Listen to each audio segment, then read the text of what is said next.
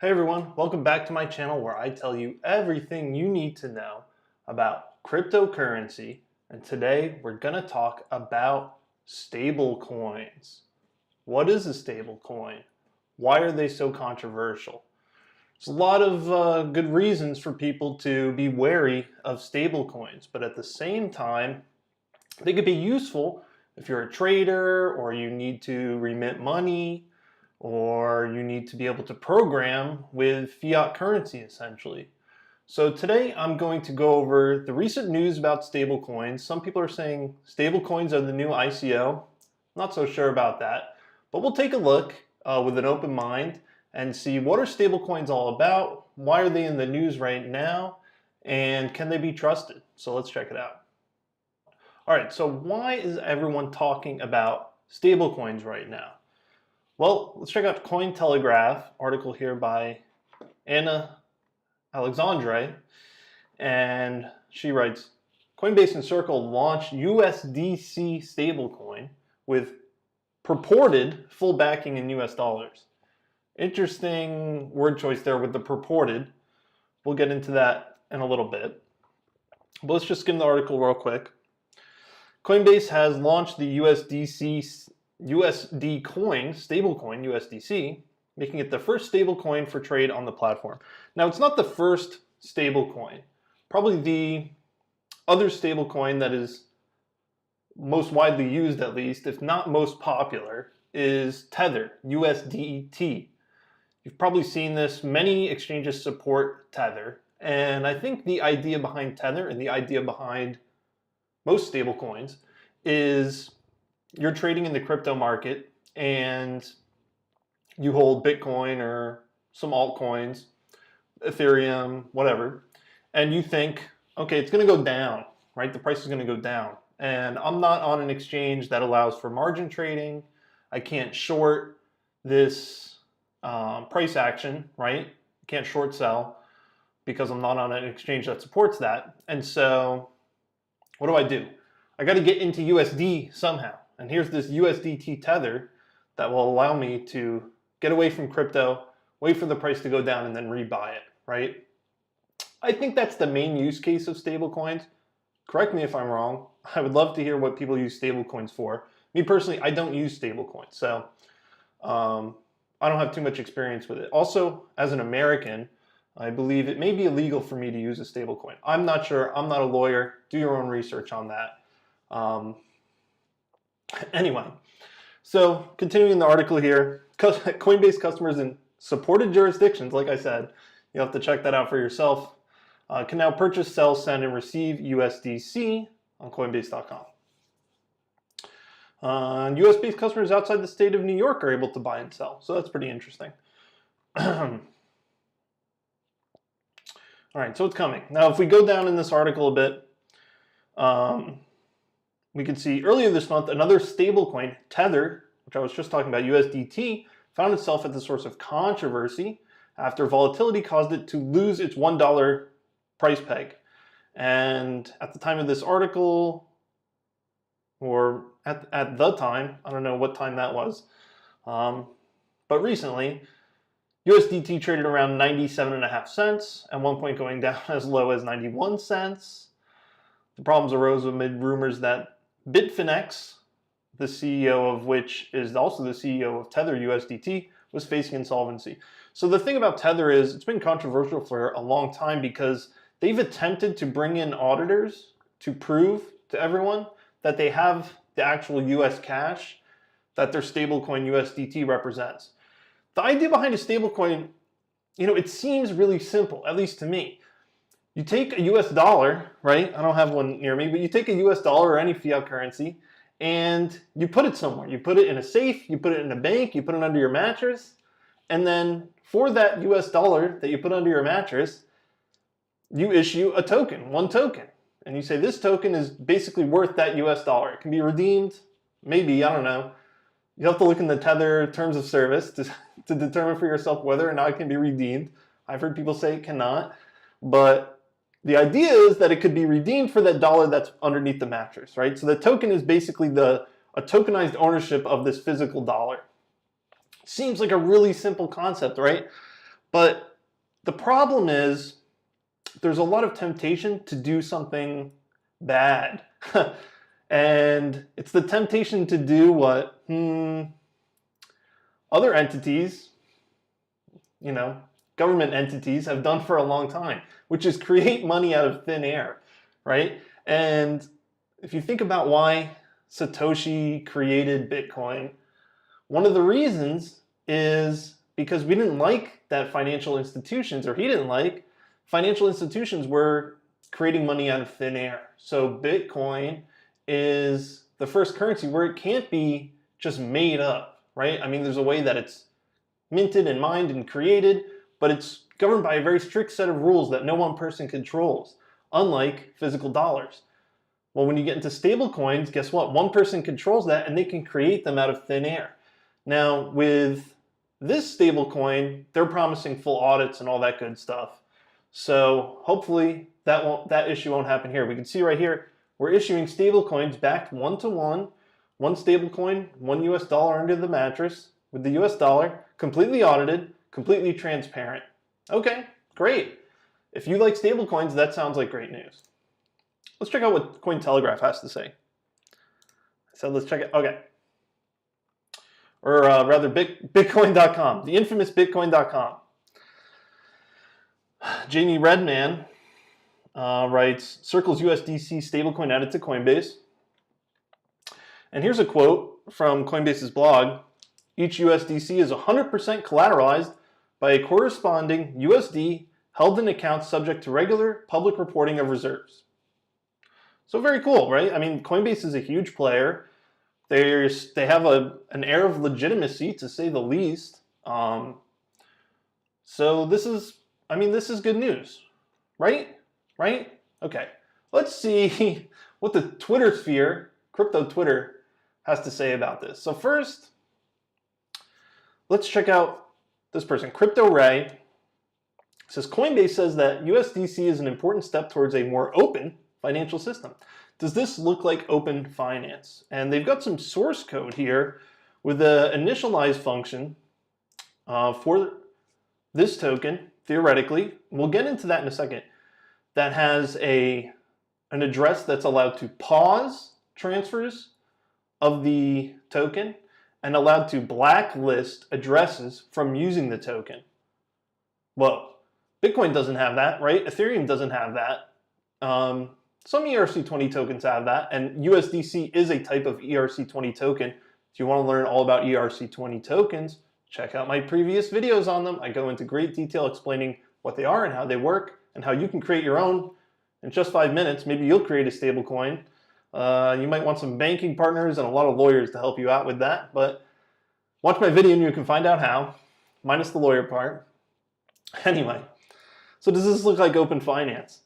And here we've got Vitalik from Ethereum coming in and actually with what I think is a pretty sensible take, saying, look, these lines of codes are visible, they're out in the open, anyone can check it out, anyone can criticize it. So this is a big improvement over traditional finance. So like I compared before, stable coins to what like a Federal Reserve does, where they create money out of thin air. At least we could see them doing it here, right? And we can see that they have this ability and they can't really hide that. And anyone is allowed to talk about it and publicize it. It's not a conspiracy theory or anything like that, right? So anyway, you can check that out. And what I'm going to do in my next video, so make sure you're subscribed to the channel so that you can check out all my videos. I'm going to explain how this person, Crypto Ray, found this code, how they were able to analyze it and see what this token does behind the scenes. And I'm going to teach you how you can do that for yourself. So that'll be my next video, so stay tuned for that. So yeah, some interesting takes on here. This person says, why is everyone so up in arms over this? It's Coinbase, man. They're a federally regulated and compliant firm. They are the antithesis of what Bitcoin is about, so this should be no surprise to anyone. The people that use their service don't care about this. Fair enough, right? Like if you are a big crypto person, and what I mean by that is if you're heavily if you're heavily interested in the mechanics of crypto and the idea of crypto versus fiat and why crypto is an improvement. You're probably not using Coinbase anyway. So, fair enough. Let's check out what Coinbase has to say about it though. Like I said, I'm coming to this with an open mind. This is an open discussion. I want to hear what you think. So leave, what do you think about stablecoins? What do you think about this new stablecoin that Coinbase is doing? Leave me a comment. I'd love to hear what you think. So they claim a blockchain-based digital dollar like USDC is easier to program with, to send quickly, to use in dApps, and to store locally than traditional bank account-based dollars. That's why we think of it as an important step towards a more open financial system. Cool, right?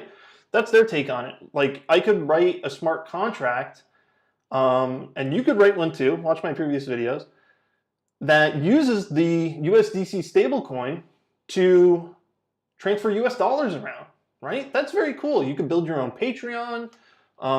You can build in a Kickstarter. You can do all this cool stuff with it. And you don't have to mess around with any conversion rates of Ether to USD to figure out the value. Ethereum's had a lot of volatility. ERC20 tokens that aren't stablecoins have a lot of volatility. So, it could be hard to get someone to sign up for Patreon of 0.001 Ether a month, which right now is only, $20-ish. And then 10 months from now, it's $200, right? So stablecoin in that case is actually pretty useful. On here to Val Klump, or at Valdine. I don't know if Val Klump is his real name, but if it is, that's cool. Not hating on anyone. I have a kind of weird name too. He's the content strategist at Coinbase. So what's up, Val? And he's got some information here on why he thinks USDC is a game changer. They let you hold US dollars if you're not American. They let you custody US dollars in a crypto wallet rather than a checking account. They let you distribute US dollars via smart contract and transfer US dollars in less than 1 hour globally. So just a few of my comments on this. You can hold US dollars if you're not American, but I think you can do that regardless. You just use the physical dollars. It might be tough to take across borders and stuff like that, but so a crypto dollar, in that case a stablecoin, does have some advantages. Lets you custody US dollars in a crypto wallet rather than a checking account. I don't know what I think about that. Like, a checking account, it's FDIC insured and all that stuff, and I don't know, like, why do I want my US dollars in a crypto wallet? I mean, I'd almost rather use PayPal in some ways. I don't know. I know, that's blasphemous to say I'd rather use PayPal, but PayPal, you forget your password, you can call them up, right? They'll let you back in, I'm sure. You can distribute US dollars via smart contract. I think that's actually quite beneficial. And you could transfer US dollars in less than 1 hour globally. That I also take some issue with, because you can transfer USDC in less than 1 hour. You can transfer in just a couple of minutes because it's the ERC20 token. But can you turn that can you take US fiat, turn it into USDC, send the USDC, and give someone else US fiat in less than 1 hour globally? I don't know. I don't know if globally is the right word, and I don't know if less than 1 hour is the right word. Like I said, not all jurisdictions, USDC, something like a stablecoin, is legal. And also, how are you going to get it back into fiat? And how are you going to do that very quickly? There's KYC, there's AML, there's a lot of things to consider here versus a Western Union or MoneyGram or Zelle, any number of things. So anyway, some interesting points there, some interesting points. Now, Kevin Rook from Toronto notes here, stablecoins have raised over $350 million. There's 45 projects fighting for the exact same prize.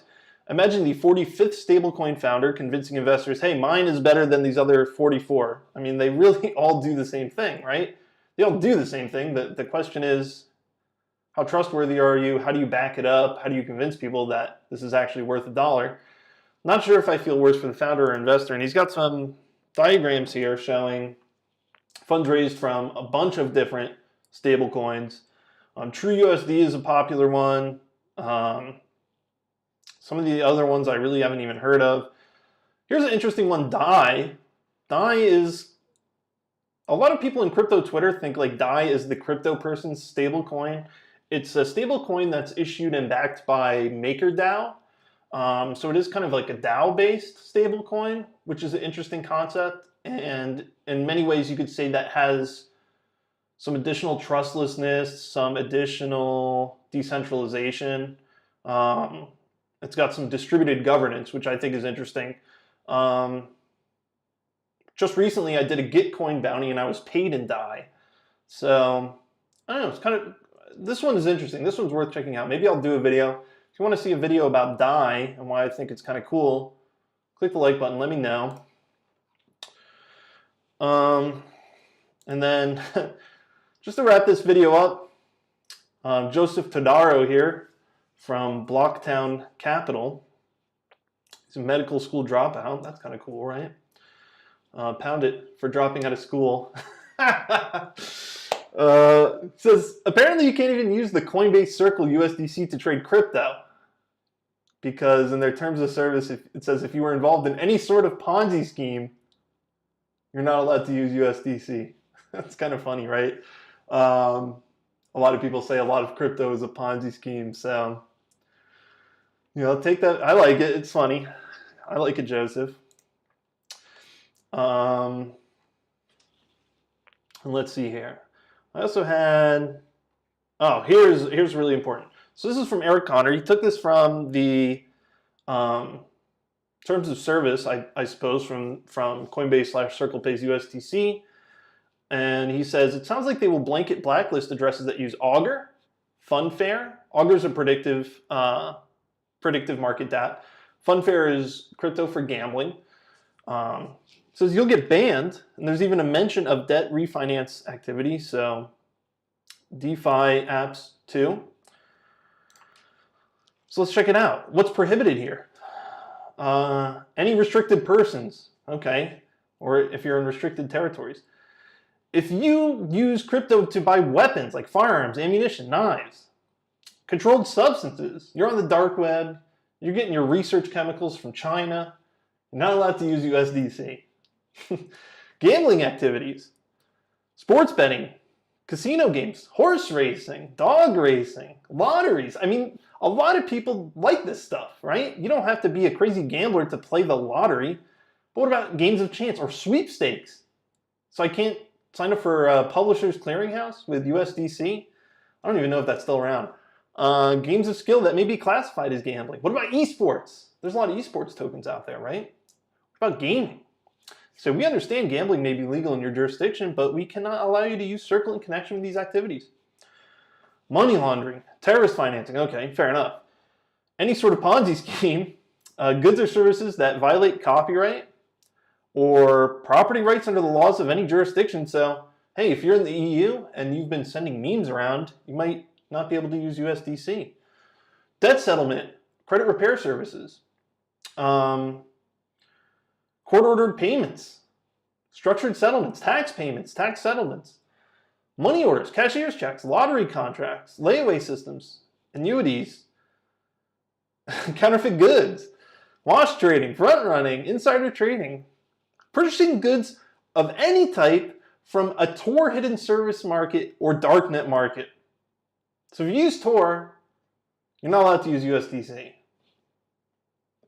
And I mean, if you don't know what Tor is, maybe I'll do a video on it in the future. Look it up for yourself. It's a way to browse the web in kind of an encrypted fashion. And any other matters, goods, or services that from time to time we communicate to you that are unacceptable and which, for example, may be restricted by our and your bank or payment partners. So I'll sum up this video with that. This is the USDC terms of service, and you're going to be hard pressed to find people in crypto that haven't done one of these things. I'm just being honest, right? Because some of these things, a lot of these things aren't even bad. Gambling, debt settlement, playing the lottery. Now, of course, I think this does relate to using USDC to do these things, but who knows, right? So, as we saw earlier, they can blacklist you. They can, make it so you can't use the USDC that you have. So you have to take it for what it's worth. Could it be useful for some things?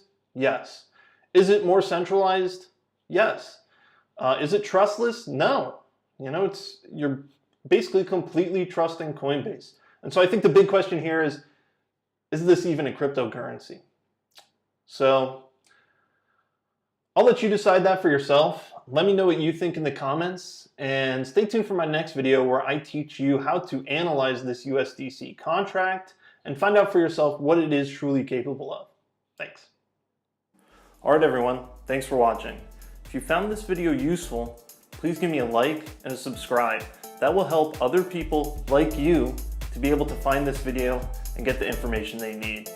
Once again, thanks for watching, and I'll see you next time.